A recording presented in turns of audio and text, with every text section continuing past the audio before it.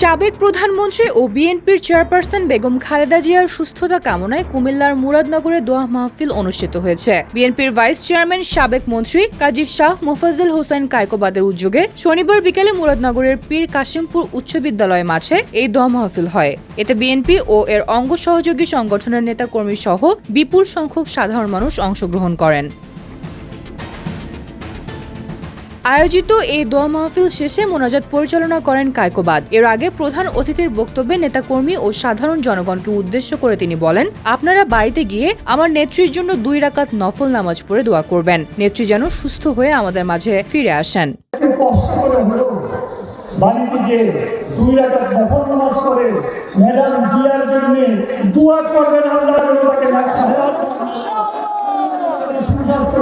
দান করেন। রাজি আছেন আপনারা? আলহামদুলিল্লাহ, আলহামদুলিল্লাহ। ওনাকে মুক্ত করেছে কে?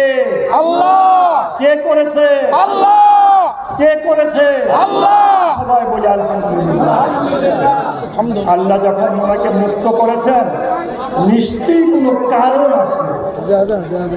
আল্লাহ যেন ওনাকে নেক হায়াত দান করেন, সুস্বাস্থ্য নিয়ামত দান করেন। এই জন্য আমরা আজকে আল্লাহর কাছে কান্নাকাটি করে দোয়া করবো। রাজি আসলাম? হাত তুলুন তো।